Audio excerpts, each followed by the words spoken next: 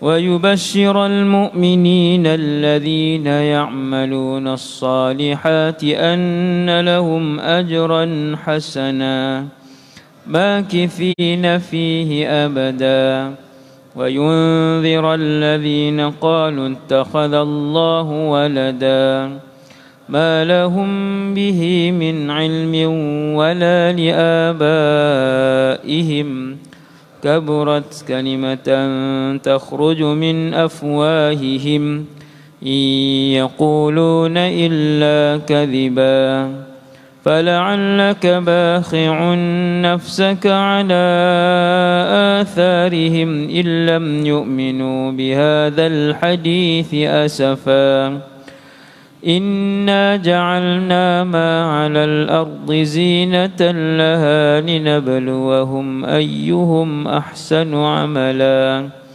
وإنا لجاعلون ما عليها صعيدا جرزا أم حسبت أن أصحاب الكهف والرقيم كانوا من آياتنا عجبا إذ أوى الفتية إلى الكهف فقالوا ربنا آتنا من لدنك رحمة وهيئ لنا من أمرنا رشدا.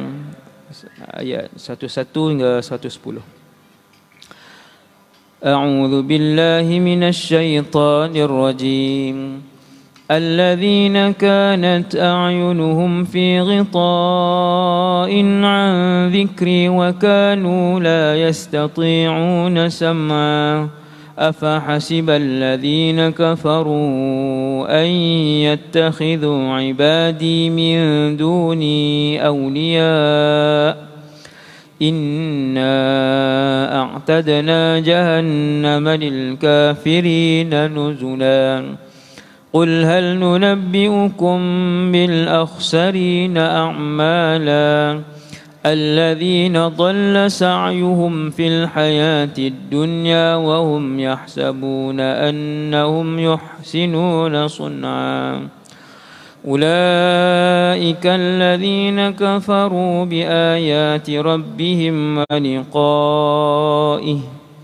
فحبطت أعمالهم فلا نقيم لهم يوم القيامة وزنا ذلك جزاؤهم جهنم بما كفروا واتخذوا آياتي ورسلي هزوا إن الذين آمنوا وعملوا الصالحات كانت لهم جنات الفردوس نزلا خالدين فيها لا يبغون عنها حولا قل لو كان البحر مدادا لكلمات ربي لنفد البحر قبل أن تنفد كلمات ربي ولو جئنا بمثله مددا قل إنما أنا بشر مثلكم يوحى إلي أنما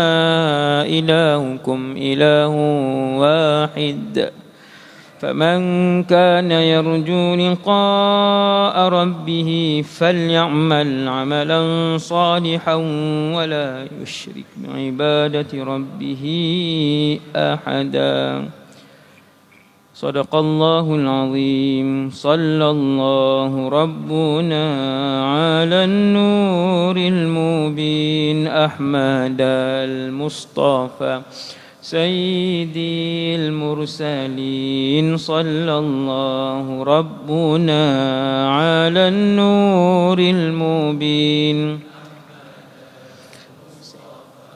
سيدي المرسلين صلى الله ربنا على النور المبين أحمد سيدي المرسلين صلى الله ربنا على النور المبين أحمد مصطفى المرسلين. Sekali lagi Assalamualaikum warahmatullahi wabarakatuh. Bismillahirrahmanirrahim. Alhamdulillah wassalatu wassalam ala Rasulillah wa ala alihi wa sahbihi wa man walah. Wala haula wala quwwata illa billah. Rabbi shrah li sadri wa yassir li amri wahlul 'uqdatan min lisani yafqahu qawli. Allahumma hdi qalbi wa saddid lisani bihaqqi sayyidina Muhammad sallallahu alaihi wasallam. Pertamanya, nawaitul i'tikaf fi hadzal masjidi sunnatan lillahi ta'ala. Saja aku beriktikaf dalam masjid ini sunat kerana Allah Ta'ala. Yang keduanya, radina billahi rabba, kami semua redha Allah Tuhan kami. Wa bil islami dina, kami semua redha Islam cara hidup kami. Wa bi Muhammadin rasulah, kami semua redha bahawa Muhammad sallallahu alaihi wasallam seorang rasul. Na'udzu bikalimatillahi tammati min syarri ma khalaq. Na'udzu bikalimatillahi tammati min syarri ma khalaq. Na'udzu bikalimatillahi tammati min syarri ma khalaq. Pengerusi majlis, semua seluruh jawatan kuasa masjid, mengurusi masjid, timbalan pengurusi, para pegawai, asatizah, seterusnya umat Nabi Muhammad, saudara se-Islam yang saya kasih sekalian, syukur kepada Allah Subhanahu Wa Taala. Dunia berkat, akhirat selamat. Manusia yang paling Allah berkat adalah Muhammad sallallahu alaihi wasallam. Waktu Nabi hijrah bersama dengan Abu Bakar, Sayyiduna Abu Bakar radhiyallahu anhu, kemudian ada seorang penunjuk jalan yang bukan Islam, namanya Abdullah ibn Urayqit. Dia tak Islam. Salah satu kejadian yang berlaku, Nabi singgah di sebuah kemah.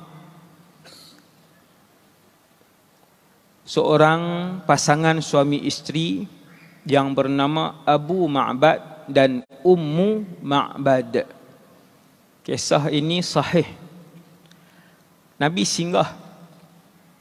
Waktu Nabi singgah dengan Sayyiduna Abu Bakar dan juga Abdullah ibn Urayqit, waktu tu di rumah itu hanya ada Ummu Ma'bad, seorang wanita yang sudah tua, tak ada anak, di kemah tengah-tengah padang pasir.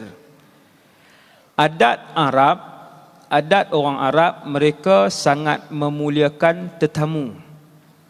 Kalau ada orang luar Mekah datang ke bandar Mekah, kota Mekah, dia boleh tumpang mana-mana rumah selama 3 malam tanpa disoal oleh tuan rumah. Yang ni sangat pelik, ajaib, sangat bagus.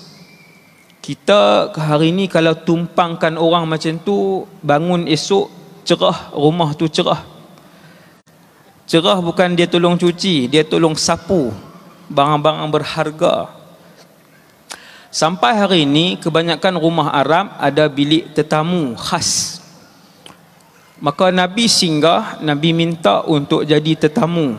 Ummu Ma'bad, seorang wanita tua ketika itu, suaminya di luar. Kemudian Ummu Ma'bad kata, di rumah kami, di kemah kami tiada makanan. Di kemah kami tiada makanan. Bahkan air pun tiada. Nabi tanya, wahai Ummu Ma'bad, Nabi tak kenal. Lepas berkenalan, wahai Ummu Ma'bad, ada tak binatang ternakan di rumah kamu? Ummu Ma'bad kata, semua dibawa oleh suami kecuali seekor yang sakit. Ada di belakang rumah, kambing betina yang kurus, ada di belakang rumah.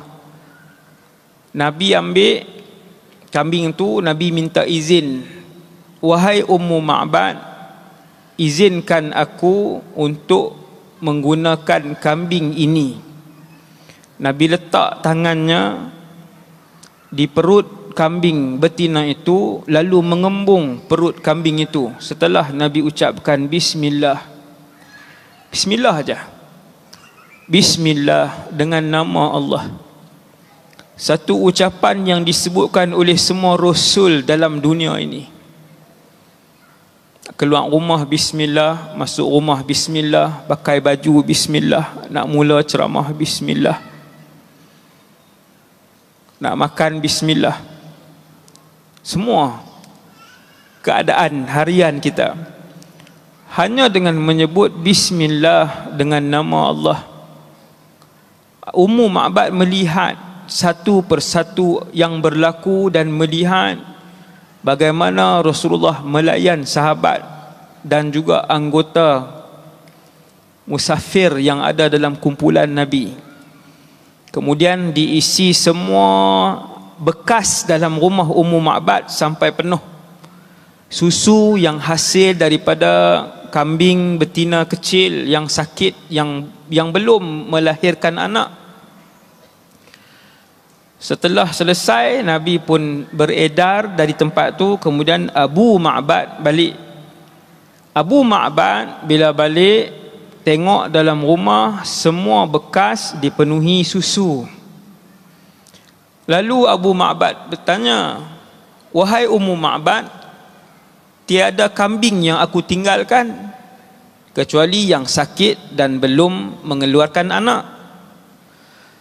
Daripada mana kamu dapat susu ni?" Maka jawab Ummu Ma'bad, "Tadi datang seorang lelaki. Kebanyakan keadaannya senyum. Beliau tidak bercakap dengan suara yang lantang. Semua yang ada di kelilingnya mendengar apabila dia bercakap. Apabila dia minum, dia menyebut Bismillah. Beliau mendahulukan orang yang lebih tua daripadanya. Cerita pasal Rasulullah.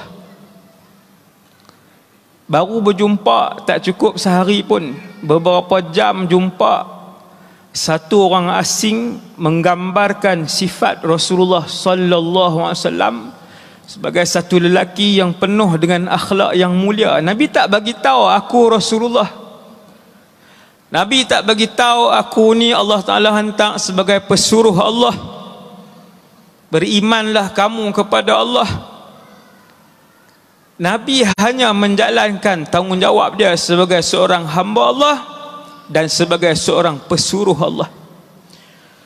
Ummu Ma'bad tak tahu itu pesuruh Allah. Tapi bila suami dia balik, bila suami dia tanya, "Siapa yang bagi susu ni wahai Ummu Ma'bad?" Ummu Ma'bad bercerita panjang, "Innahu rajulun mubarak." Wahai Abu Ma'bad, aku yakin lelaki yang datang itu adalah lelaki yang penuh dengan keberkatan. Dia tak tahu pun yang tu Nabi, tapi dia sebut lelaki yang penuh dengan keberkatan, Rasulullah sallallahu alaihi wasallam. Orang jumpa baginda 1 jam, orang puji akhlak baginda Rasulullah dengan akhlak baginda. Kita orang kenal 5 minit, orang sebut keburukan kita dengan perkataan yang kesat yang keluar dari mulut kita baru 5 minit. Hasbunallah wa ni'mal wakil zaman ini.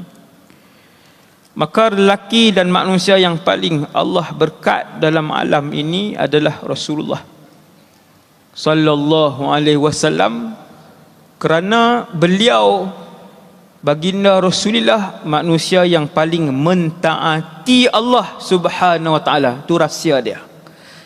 Manusia yang paling mentaati Allah. Manusia yang apabila azan dilaungkan, apabila suara yang mewakili Allah berkumandang Allahu Akbar, Allahu Akbar, bergetar kerinduan bila mendengar suara azan, bergegas meninggalkan pekerjaan untuk menyambut seruan Allah Subhanahu wa taala. Beliau adalah Muhammad sallallahu alaihi wasallam, manusia yang paling taat kepada Allah Subhanahu wa taala. 5 kali sehari Allah SWT menjemput kita ke rumahnya 5 kali. Malam ni boleh muhasabah berapa kali kita ke rumah Allah.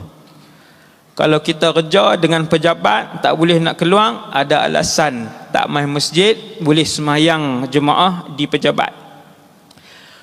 Tapi kalau kita toke, kita manager, kita yang bos, kita boleh tinggal tempat kita bila-bila masa saja untuk pi ke masjid. Tapi tak pi juga, sebab sibuk bermesyuarat, sibuk kira harta. Manusia yang paling Allah berkat adalah manusia yang paling mentaati Allah Subhanahu wa taala. Iaitulah Rasulullah sallallahu alaihi wasallam. Sebelum saya lupa, gempa bumi di Turki dan Syria. Ini bukan nak kutip derma nah. Bagi tahu saja. Nak buka panas, nak buka kod. Tadi nak bergaya jugalah.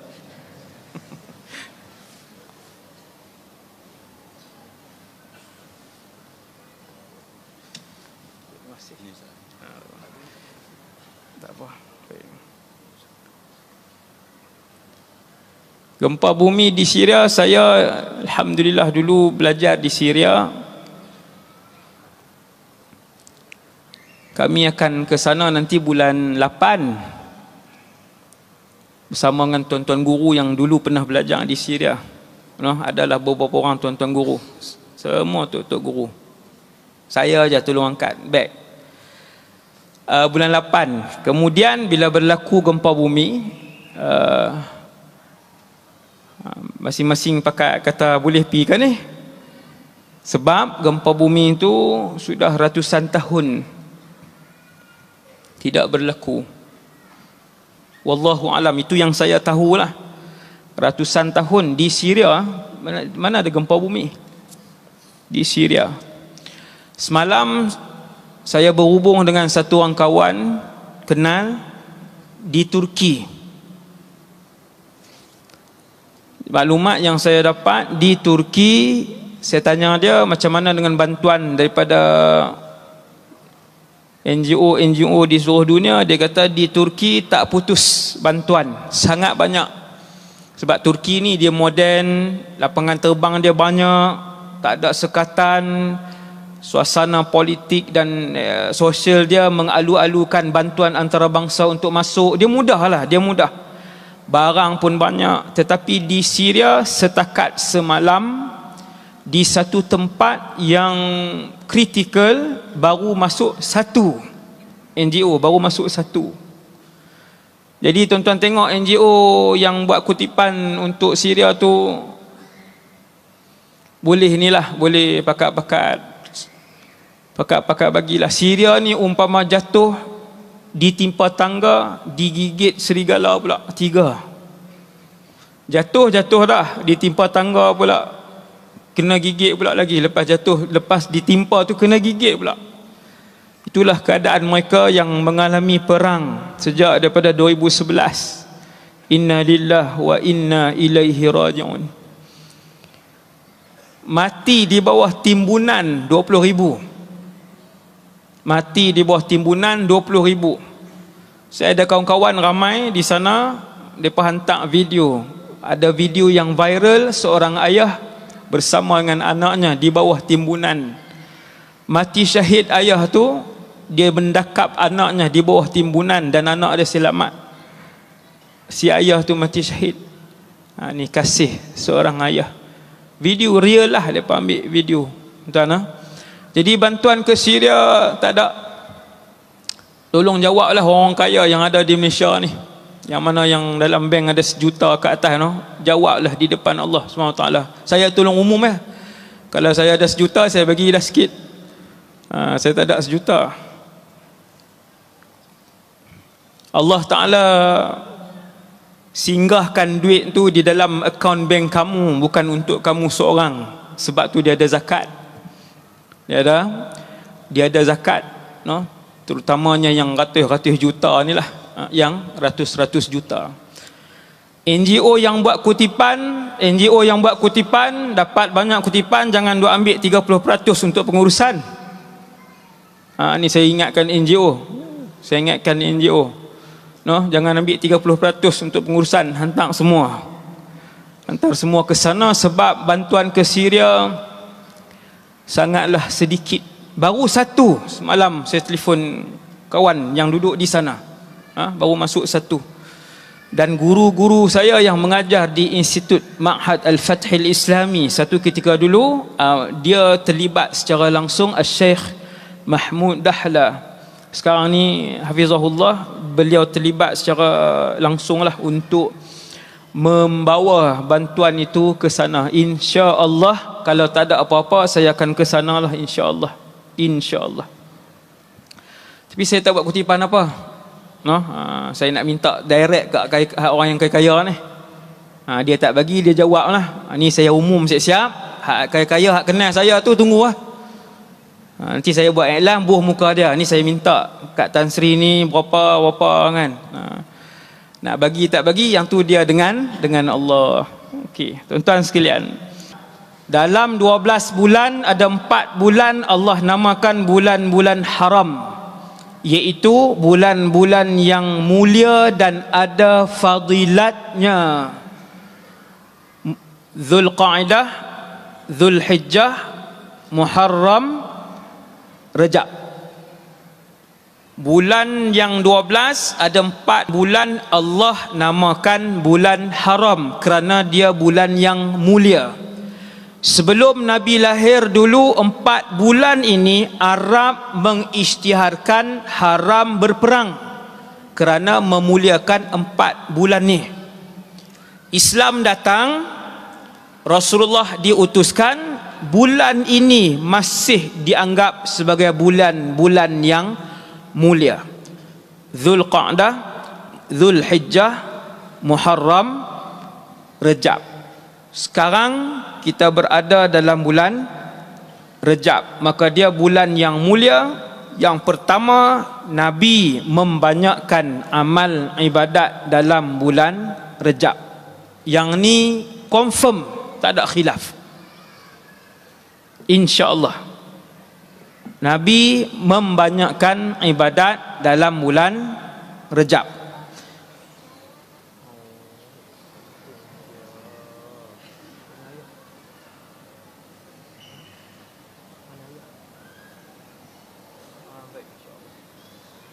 Berani ni. Dia suruh doa. Pergi duduk. Pergi duduk lah. Bulan Rajab. Jadi ulama sebut, Syekh Abu Bakar Al-Imam Abu Bakar Al-Warraq, dia sebut Rajab Syahruz Zar'i. Rajab bulan untuk bercucuk tanam, Sya'ban Syahruz Saqi. Sya'ban bulan untuk mengairi tanaman, wa Ramadan Syahrul Hasad. Dan bulan Ramadan, tuan-tuan, yang berbaki tak lama lagi adalah bulan menuai. Kita lambat 1 Ramadan baru start pegang Quran, baru start sapu debu daripada Quran. Ulama salaf dulu, Rajab mereka memulakan untuk tambah ibadat. Mula daripada malam ni, tuan-tuan, tambah ibadat. Ia adalah sunnah Rasulullah sallallahu alaihi wasallam, mula menambahkan amal ibadat dalam bulan Rajab. Allah sebut dalam surah At-Taubah ayat 36, inna iddatasy syuhuri 'indallah 12 syahran. Allah Ta'ala sebut di sisi Allah bilangan bulannya 12 bulan daripada Muharram apa semua tu, sampai ayat zalikad dinul qayyim, itulah agama yang mantap, kukuh. Fala tadhlimu fihinna anfusakum. Dalam ayat tu Allah Ta'ala sebut tentang bulan-bulan haram yang 4 tadi. Nabi huraikan ada 4 bulan haram. Allah Ta'ala sebut dalam surah At-Taubah, jangan menzalimi diri kalian dalam bulan tu, bulan kita duduk ni, iaitulah bulan Rajab. bulan yang mulia, sesuai untuk kita tambahkan bilangan puasa. Yang dulu puasa seminggu sehari, bulan Rejab dia puasa seminggu 2 hari. Wahai Allah, aku tambahkan bilangan ibadat ni kerana pesuruhmu dan kekasihmu menambahkan amal ibadatnya dalam bulan ini. Kalau dulu bawa mai semayang Jumaat seminggu 50, dalam bulan Rejab tambah 100. Bagi tahu dekat diri kita, ya Allah, aku tambah jadi 100 ini kerana kekasihmu Muhammad sallallahu alaihi wasallam meningkatkan ibadat dalam bulan Rejab. Sebab tu Nabi sebut sum minal hurumi watruk, berpuasalah dalam bulan-bulan haram dan tinggallah mana yang kamu nak. Puasa yang kamu nak, tinggalkan dengan mana yang kamu nak. Riwayat Imam Ahmad dengan sanad jayyid, bisanadin jayyid. Dan Ibnu Rajab dalam kitabnya Lataiful Ma'arif, Al-Imam Ibnu Rajab dalam kitabnya Lataiful Ma'arif, beliau sebut para sahabat bila masuk bulan Rajab mereka suka untuk mengerjakan umrah. Dengar ni sunnah-sunnah. Ni sunnah sahabat ni bukan bid'ah ni. Geng suka bid'ah orang dengar elok. Ni yang ulama kami ajar. Ulama kami ajar untuk membanyakkan ibadat dalam bulan Rajab ni. Ini dalilnya. Ini dalilnya, ini kitabnya, ini hadisnya, ini ayat Qurannya. Jangan cepat sangat melatah hobi nak bid'ah syirikkan orang ni. Tuan-tuan, kata Al-Imam Ibn Rajab dalam kitab Lataiful Ma'arif, istahabba Umar bin Al-Khattab, Sayyiduna Umar bin Al-Khattab, Sayyidatuna Aisyah radhiyallahu anha, dan juga Sayyiduna Ibnu Umar, bila sampai bulan Rajab, sahabat-sahabat ni dan ada lagi sahabat lain, mereka suka pilih Rajab untuk mengerjakan umrah.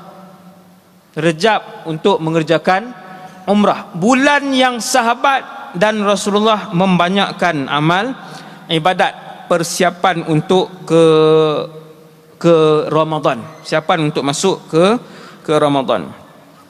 Tuan-tuan yang dirahmati Allah SWT sekalian, saya mengambil kisah seorang sahabat, satu kisah saja malam ni. Seorang sahabat Nabi yang saya yakin, saya sebut nama dia, ramai daripada kita yang tak pernah dengar nama sahabat tersebut, iaitu Sa'id bin Amir Al-Jumahi. Sa'id bin Amir Al-Jumahi. Jarang orang Melayu nama Sa'id. Sa'ad ramai, Sa'id jarang sikit. Sa'id, ia nama yang barakah. Nak bincang barakah ni. Barakah ni tajuk dia panjang. Masa yang barakah, umur yang barakah, keluarga yang barakah, harta yang barakah, subhanallah, anak-anak yang barakah, kehidupan dunia yang diberkati oleh Allah subhanahu wa ta'ala, barakah. Antara cara untuk mengambil keberkatan, namakan anak-anak ni dengan nama alim ulama ataupun dengan nama para sahabat yang berkat. Antaranya Sa'id, seorang sahabat yang sangat hebat, tapi tak ramai umat Nabi sallallahu alaihi wasallam yang kenal dengan beliau. Antara guru beliau yang beliau tak pernah cakap walaupun satu perkataan, tetapi guru itulah yang mengubah hidup beliau. Tengok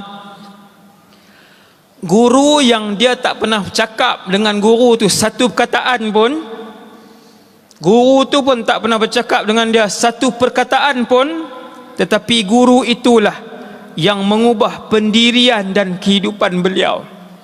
Ketika mana dia melihat guru itu ataupun manusia itu sedang diazab dan dibunuh oleh pemimpin-pemimpin Mekah satu ketika dulu. Zaman Rasulullah ada satu orang sahabat Nabi pun, tuan-tuan, kita jarang dengar nama, iaitu Khubayb ibn Adi. Khubayb ibn Adi, bukan Khabbab ibnul Arits, tu sahabat lain pula.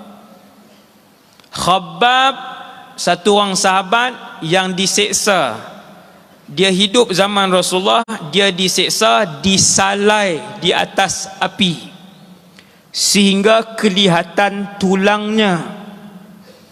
Disalai di atas api sehingga kelihatan tulangnya. Tuan-tuan, 25 juta orang Islam di Malaysia, termasuk saya yang bercakap, tidak pernah diseksa sebegitu untuk menjulang dan menyebarkan Islam. Beruntung kita. Kita pegang Islam dalam keadaan yang selesa. Tak ada ujian apa pun. Tu pun ikut Tai Pusam berarak. Dia pun masuk juga berarak dalam Tai Pusam.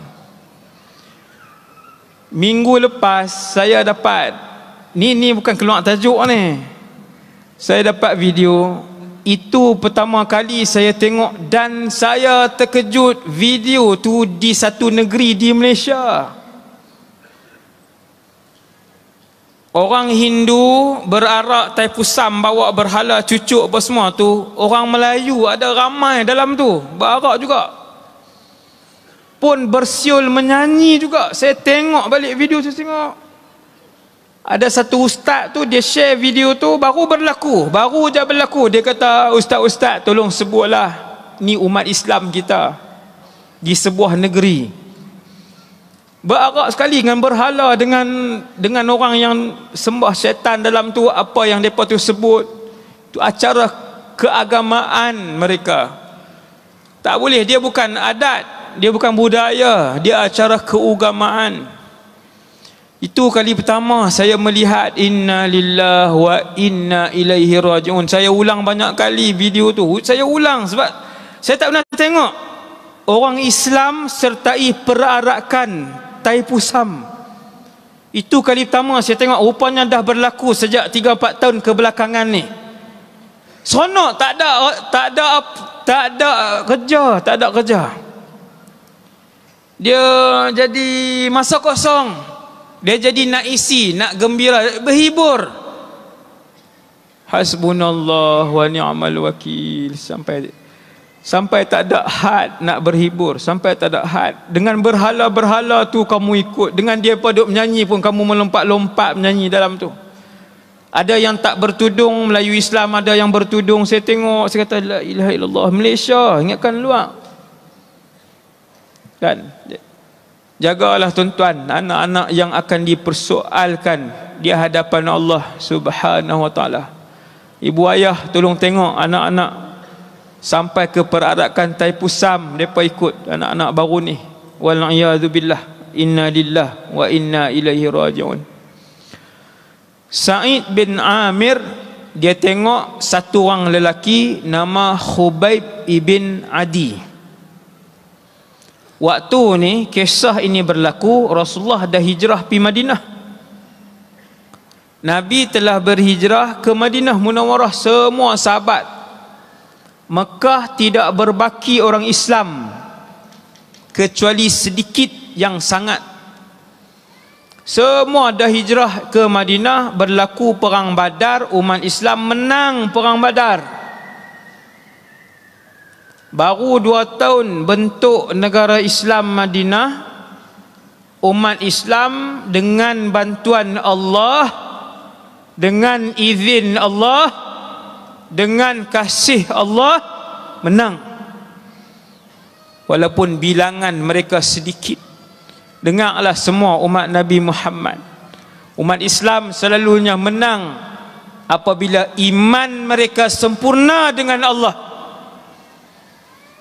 Kalau 1000 orang tentera, ada 5 orang yang penyakit, boleh kalah 1000 tadi. 1000 orang tentera Islam boleh kalahkan 10,000 tentera bukan Islam. Seandainya 1000 tentera Islam semua solid beriman dengan Allah Azza wa Jal, tidak mendahulukan dunia daripada akhirat, mesti menang. Berapa tahun sejarah membuktikan? 1000 tahun sejarah membuktikan umat Islam, tentera mereka selalunya sedikit.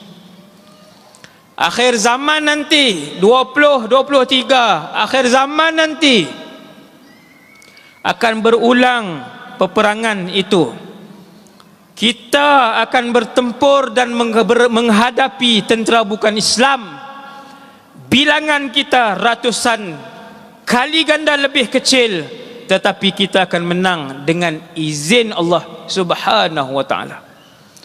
Sebab yang sertai pasukan Imam Mahdi ketika itu kesemuanya orang beriman sahaja, aulia sahaja. Aulia sahaja. Seluar pendek tak boleh. Main takraw petang-petang seluar pendek, yang tu selamat malam, kirim salam. Hari-hari isap rokok buih lagi, yang tu selamat malam. Semayang tak cukup 5 waktu lagi, yang tu kirim salam. Dia mesti yang solid. Yang solid. Main game sampai tak semayang, lagi kirim salam. Boleh main game sampai lepas semayang Jumaat, main game. Takbir kuat. Kan, Allahu Akbar. Saya pergi mana tau, anak remaja macam ni, orang muda ramai kan, takbir punya kuat. Subuh esok tak semayang. Takbir apa? Takbir kuat, selaras dengan ibadat. Tuan-tuan sekalian,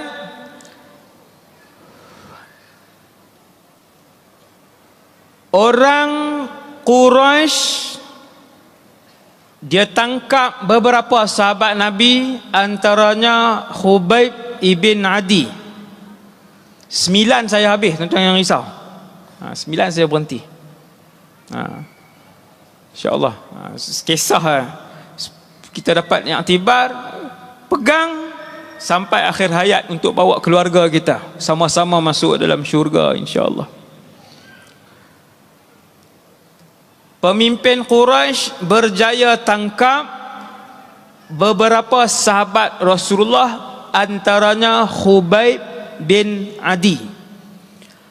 Kurung di penjara di Mekah berhari-hari, tidak diberikan makanan. Satu orang wanita tua lalu tepi penjara Khubayb ibn Adi.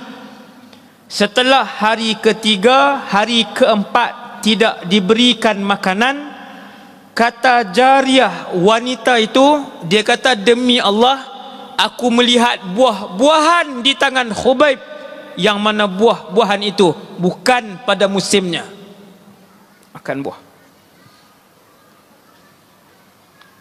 Pemimpin Quraisy dia nak bunuh, dia tak bagi makan 2-3 hari sampai lembek. Kata jariyah yang tolong sapu bersihkan penjara ni, dia kata, aku melihat buah-buahan di tangan Khubayb dan buah itu pada bukan musimnya. Makan. Khubayb ibn Adi, ini kisah Sayyidina Khubayb. Sampai pada hari pembunuhan dibawa ke Tan'im. Siapa yang pernah pergi umrah dia tahu Tan'im. Tan'im di luar tanah haram. Sebab orang Mekah walaupun tak Islam, mereka hormat tanah haram Mekah. Mereka tidak berzina dalam tanah haram Mekah, mereka tak minum arak dalam tanah haram Mekah, mereka tak bunuh orang.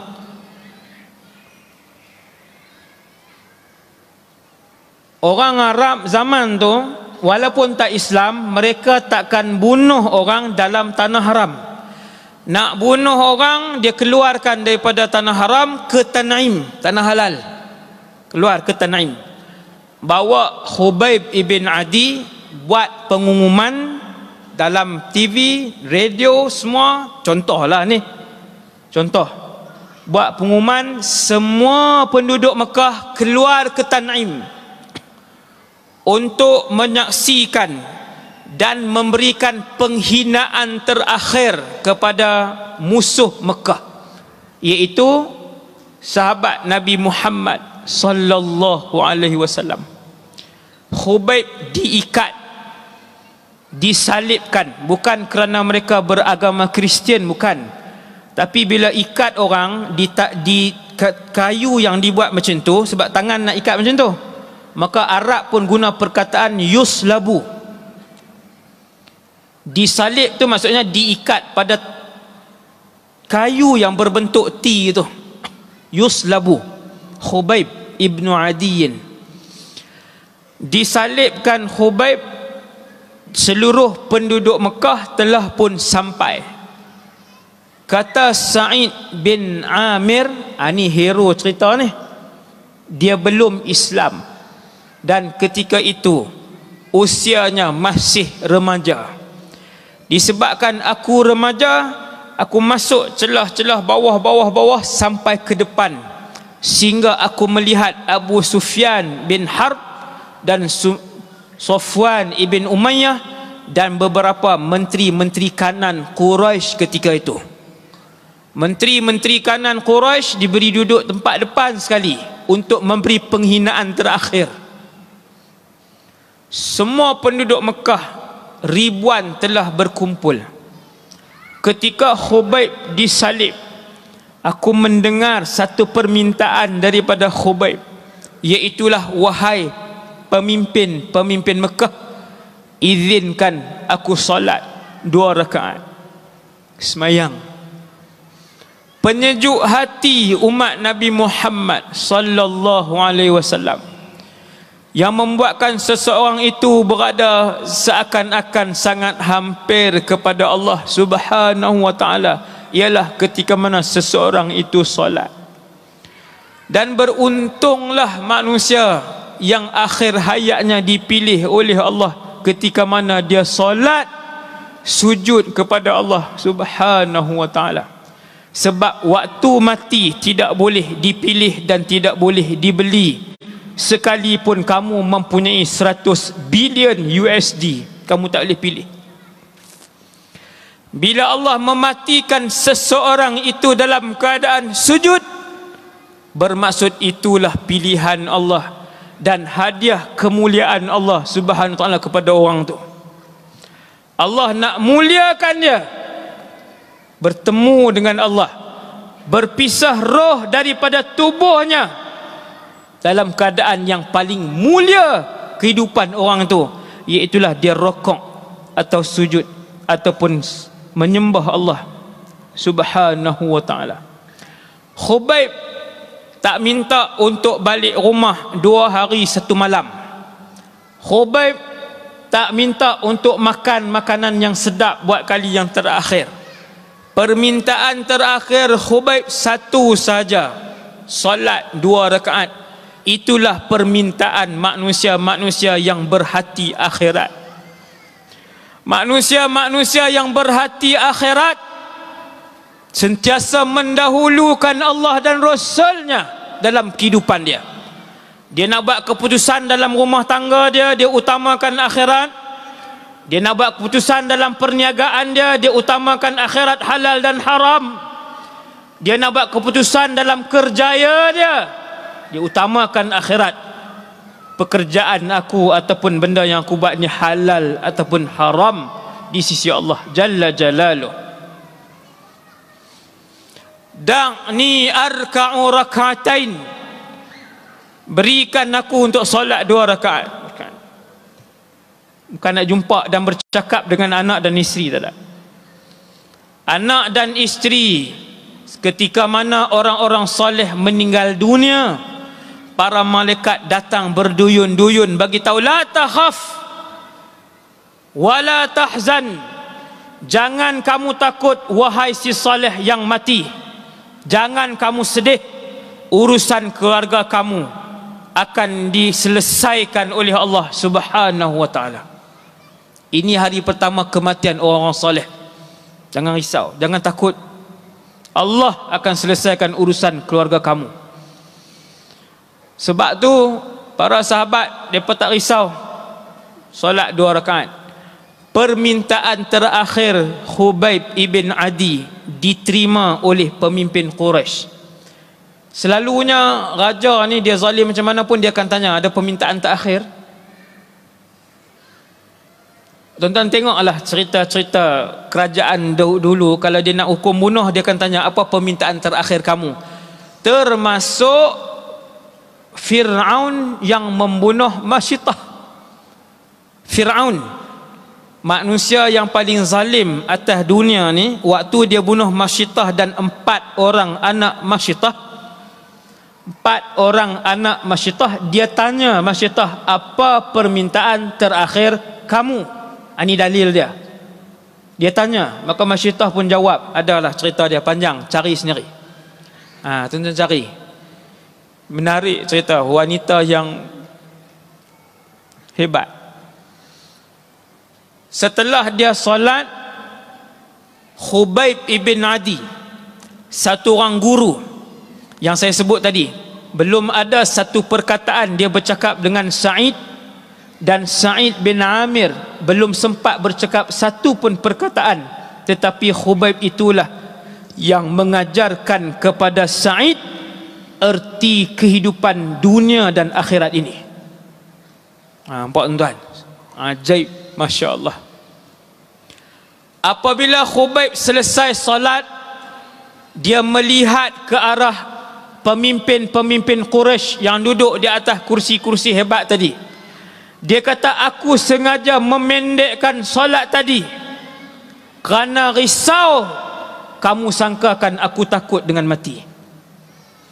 Masih jantan lagi, nak kena bunuh dah, masih lelaki lagi, masih panglima lagi. Kita baru kena gertak tukar tempat kerja, tukar tempat kerja, terus sokong. Tak kira zalim kah tak zalim kah, sokong. Janji tak tukar saya tempat kerja. Susah bos. Anak 3 orang dah mengaji daftar sekolah, susah lah. Bini saya pun duduk meniaga depan rumah apa. Iman saya dan iman kita hari ini. Dia tengok muka pemimpin-pemimpin Quraisy, dia kata, aku pendekkan solat sebab aku tak mau kamu sangkakan aku takut untuk mati. Tapi itu penghormatan dan amalan terakhir dia sebelum dia mati, solat. Allahu Akbar. Habis. Lalu diikat tubuh Khubayb di atas kayu tadi. Orang ramai mula membaling batu. Tuan-tuan, seketul batu tuan rasa macam mana? Orang ramai mula membaling batu dan kayu.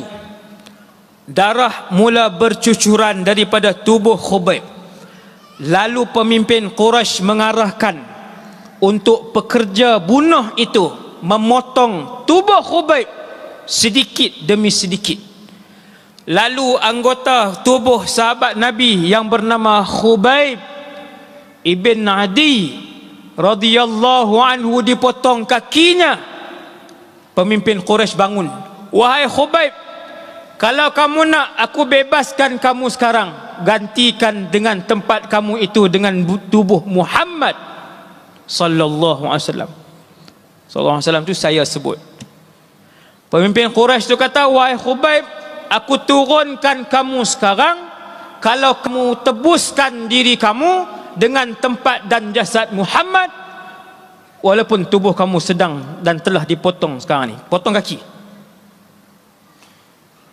Khubayb tengok muka pemimpin Quraisy tu, dia kata, bukan sahaja tubuh ini tidak boleh ditukar dengan kekasih kami Muhammad, kalau kamu nak cucuk tubuh Nabi kami dengan sebatang duri pun takkan aku benarkan.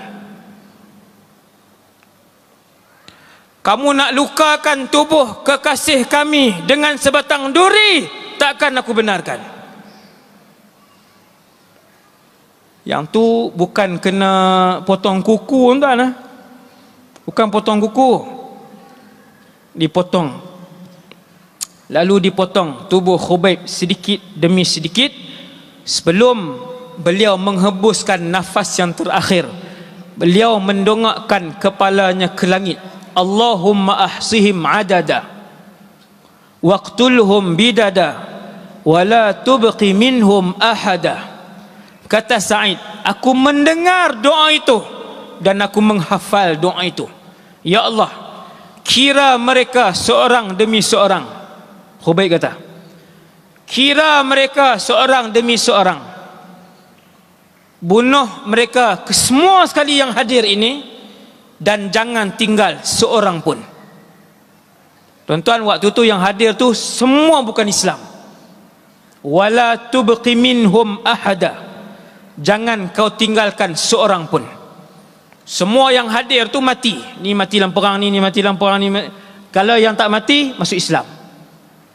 Antara yang masuk Islam hasil daripada melihat peristiwa ajaib itu adalah Sa'id bin Amir Al-Jumahi. Itulah guru beliau yang saya beritahu tadi. Tak sempat ajar pun satu perkataan. Khubayb tidak pernah mendengar perkataan Sa'id. Sa'id tidak pernah mendengar perkataan Khubayb. Kata Sa'id, peristiwa itu membuatkan aku berfikir dan bermimpi. Acap kali bermimpi berulang kali melihat wajah Khubayb ibn Adi, dan akhirnya aku mengisytiharkan asyhadu an la ilaha illallah wa asyhadu anna Muhammadar Rasulullah. Sa'id pun berhijrah pi Madinah. Hijrah pi Madinah, siapa ada di Madinah? Nabi Muhammad sallallahu alaihi wasallam.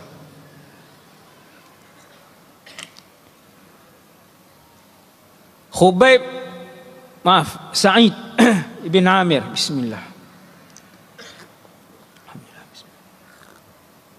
Alhamdulillah.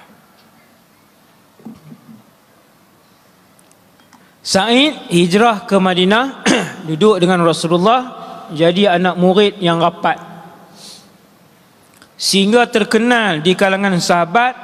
Sa'id bin Amir ini seorang sahabat yang hebat ibadat, ilmu dan wara' serta zuhudnya. Asal bukan Islam, masuk Islam lewat perang Badar, semua dah berlaku.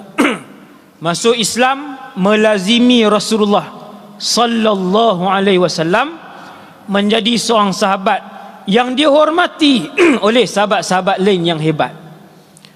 Abu Bakar menghormati Sa'id, Umar ibn al-Khattab radhiyallahu anhu menghormati Sa'id bin Amir.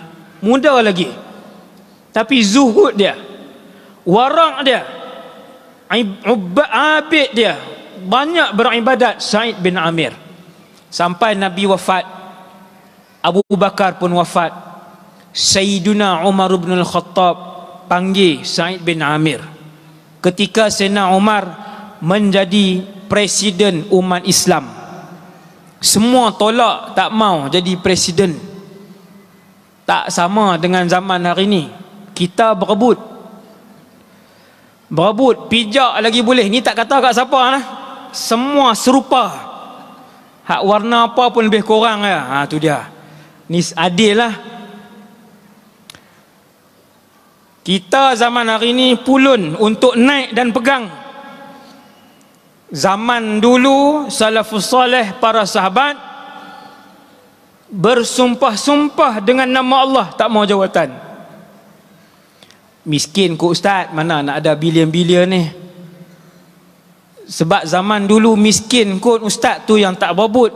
Ni dia miskin. Sayyiduna Umar bin al-Khattab pada zaman beliau,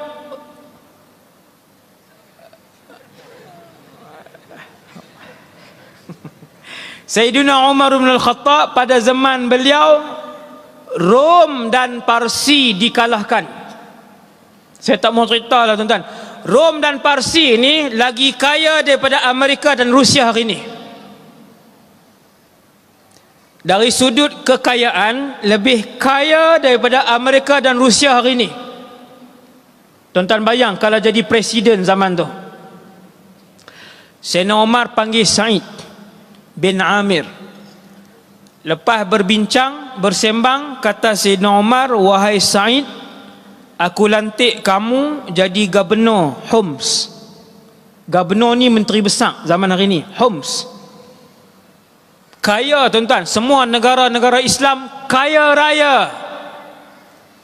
Wahai Sa'id, aku lantik kamu jadi gubernur Homs. Sayyidina Umar ni seorang yang great leader, pemimpin yang hebat. Daripada 4 orang khulafa Rashidin, zaman emas adalah zaman Sayyidina Umar. Banyak kementerian diwujudkan pada zaman Sayyidina Umar. Mujahidin diberi gaji pada zaman Sayyidina Umar, digajikan, ada gaji. Kementerian A, Kementerian B hebat zaman Sayyidina Umar. Sa'id bin Amir, aku lantik kamu menjadi gubernur. Bila Umar lantik, maksudnya orang tu bukan saja alim, soleh, tetapi juga mahir dalam kepimpinan. Sayyidina Umar hanya akan lantik orang yang mahir dalam kepimpinan. Wahai Sa'id, kamu jadi gubernur Homs. Tuan-tuan, apa jawab Sa'id bin Amir? Tuan-tuan, tadi tok guru dia Khubayb, ni anak murid. Sa'id bin Amir yang dihormati oleh Abu Bakar, yang dihormati oleh Umar. Jawab Sa'id, nasyattukallah ya amiral mu'minin alla taftinani. Wahai presiden umat Islam, aku bersumpah dengan nama Allah untuk kamu tidak melantik aku kepada jawatan itu. Aku bersumpah dengan nama Allah, wahai Amirul Mukminin, jangan lantik aku untuk jawatan itu. Sayyidina Umar marah. Faghadiba Umar, faqala lahu wayhaka ya Sa'id, wada'tum hadha al-amra ala unuqi thumma takhallaytum anni. Itu bahasa Arab dia.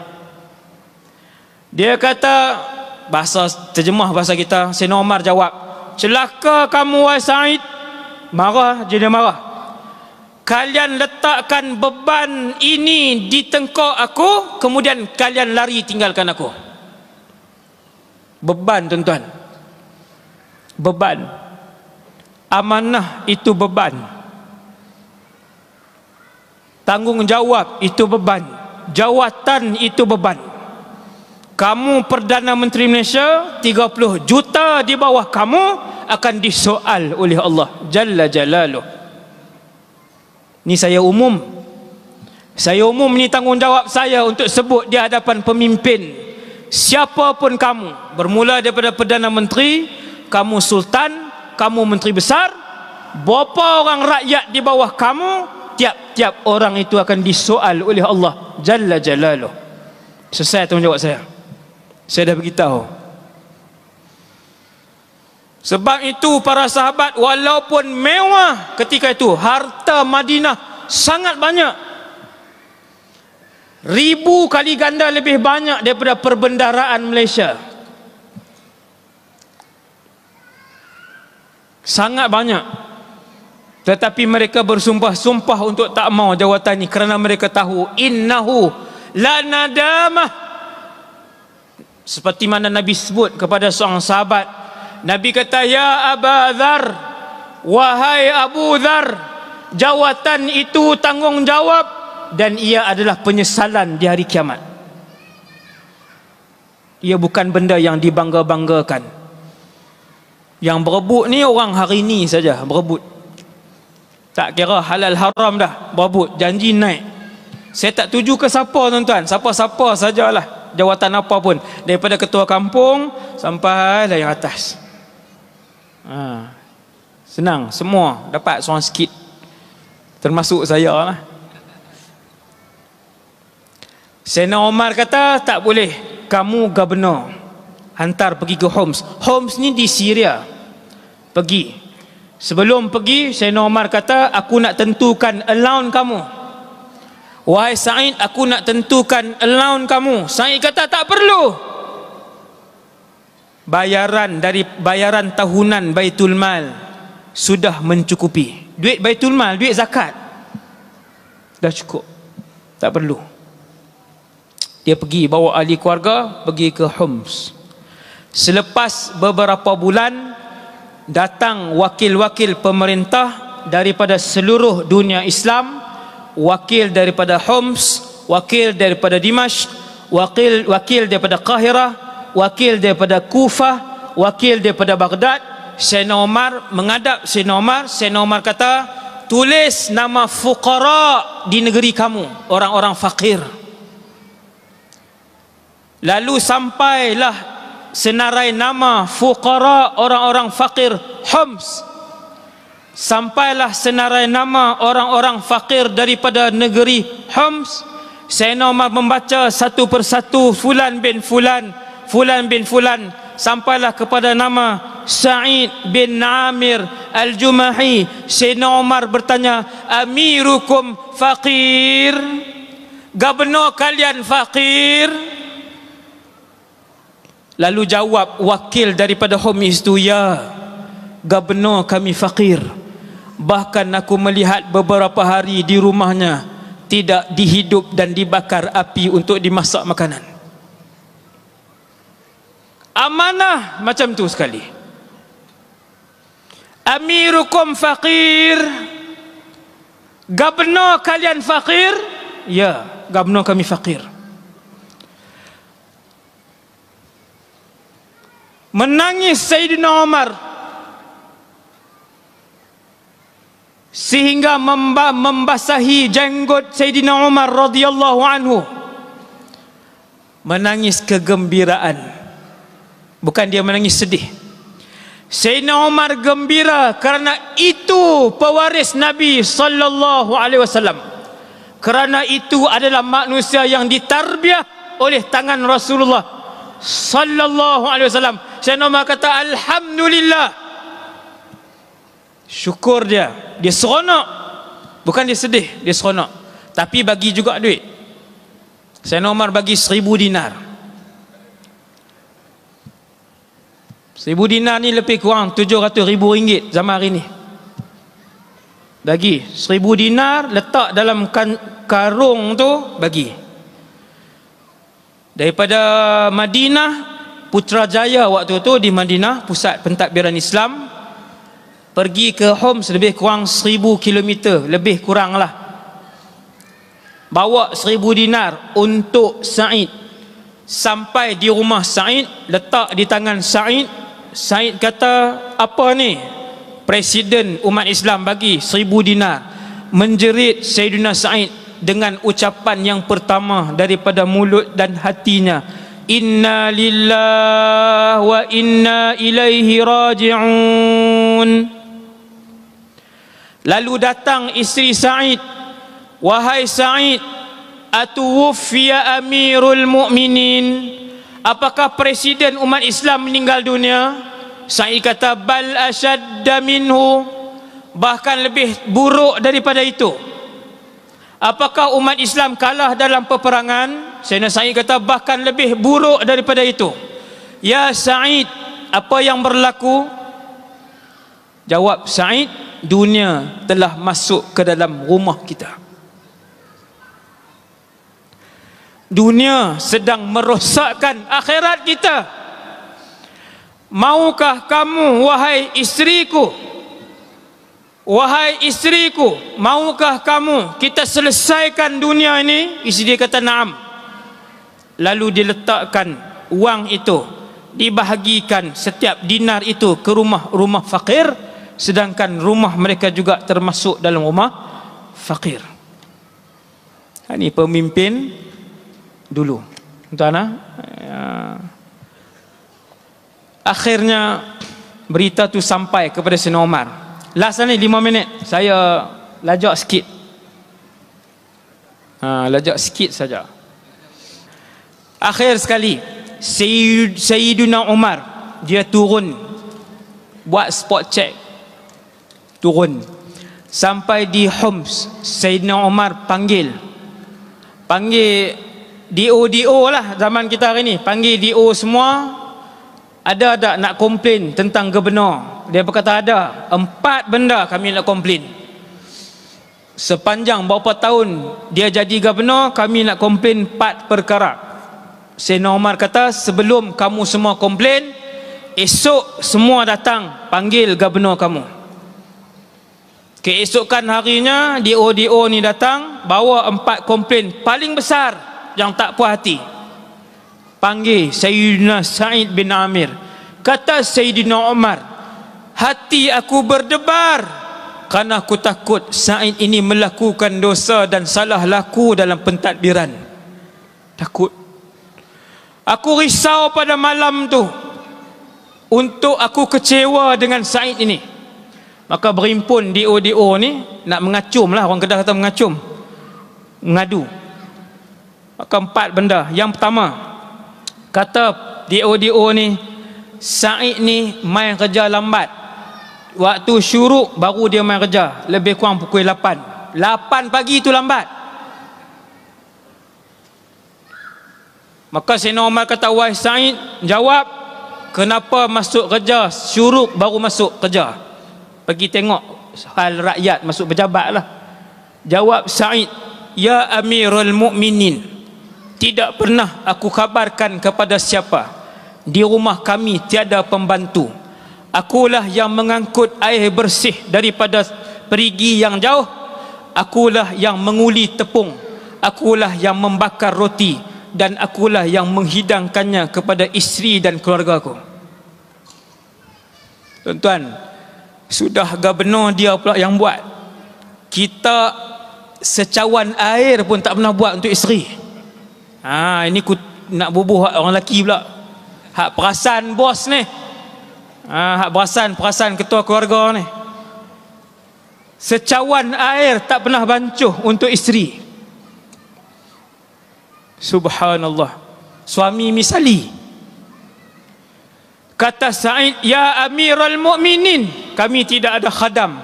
Akulah yang mengangkut air bersih. Akulah yang mengadun tepung. Akulah yang mencanai tepung. Akulah yang membakar roti. Dan akulah yang bagi makan kepada keluarga aku.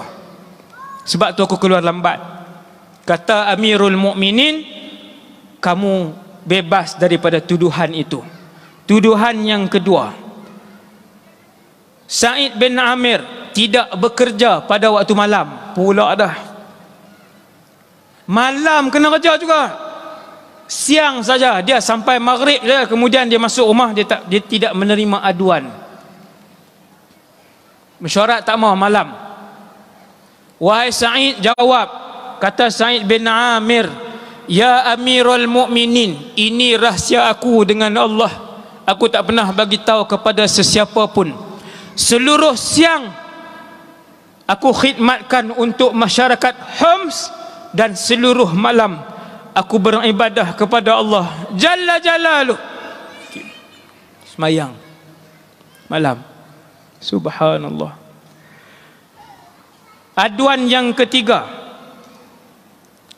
kata DO ni, wahai Amirul Mukminin, aduan kami yang ketiga, sebulan dia cuti sehari.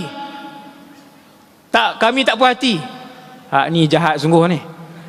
Ni DO tak boleh pakai ni. Bukan DO sinilah ni, zaman tu. Kami nak komplain sebab dia ni ambil cuti sehari sebulan. La yakhruju ilaina yauman fi syahr. Melampau. Cuti sebulan tak boleh.